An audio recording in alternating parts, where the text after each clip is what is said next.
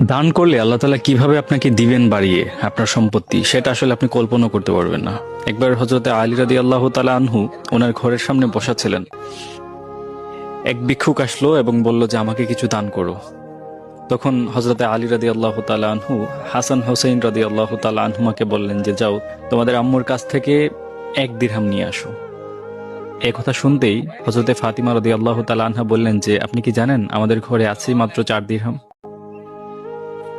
এবং এটা রেখেছি বাচ্চাদের ইফতারের জন্য, কোনো কিছু কেনাকাটার জন্য।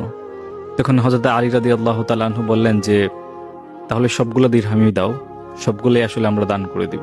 এবং তিনি এক প্রকার জোর করে সবগুলা দিরহাম আসলে সেই ভিক্ষুককে দিয়ে দিলেন।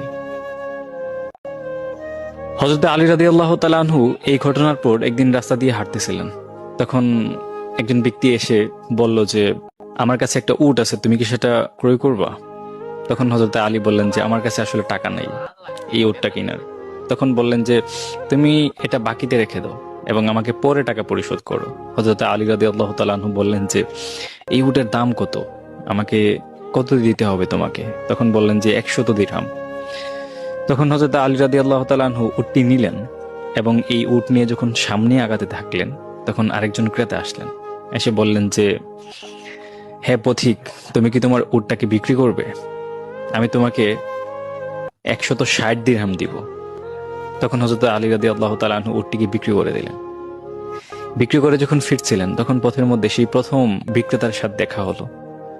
সেই বিক্রেতা বলল যে তুমি নিশ্চয়ই উটটিকে বিক্রি করেছো, যেহেতু উটটি তোমার কাছে নেই, আমি দেখতে পাচ্ছি না। তখন বললেন যে হ্যাঁ, আমি উটটিকে বিক্রি করে দিয়েছি এবং তুমি তোমার পাওনা বুঝে নাও। এবং অতিরিক্ত লভ্যাংশের 60 দিরহাম নিয়ে তিনি ঘরে ফিরলেন। বললেন যে আল্লাহকে আমি 4 দিরহাম দিয়েছিলাম, আল্লাহ আমাকে 60 দিরহাম ফিরিয়ে দিয়েছেন। এবং এই ঘটনা রাসূলুল্লাহ জানার পর রাসূলুল্লাহ বললেন যে তুমি কি জানো প্রথম যে ব্যক্তির সাথে তোমার দেখা হয়েছিল এটা ছিল হযরত জিবরাইল আলাইহিস সালাতু ওয়াস সালাম, এবং দ্বিতীয় ব্যক্তি হচ্ছে হযরত মিকাইল আলাইহিস সালাতু ওয়াস সালাম। এবং তুমি জেনে রেখো যে আল্লাহ রাব্বুল আলামিন তোমাকে 3টা সবথেকে বড় নিয়ামত দান করেছে, যে নিয়ামতের শুকরিয়া সবসময় তুমি আদায় করবা। প্রথমত হচ্ছে তোমার স্ত্রী জান্নাতের মহিলাদের সর্দারনী হিসাবে ঘোষিত হয়েছে। তোমার পুত্র সন্তানদ্বয় জান্নাতে যুবকদের সর্দার হিসেবে ঘোষিত হয়েছে, এবং তোমার শ্বশুর জান্নাতের দরজা না খুললে আসলে জান্নাতের দরজা আসলে কেউ খুলতে পারবে না।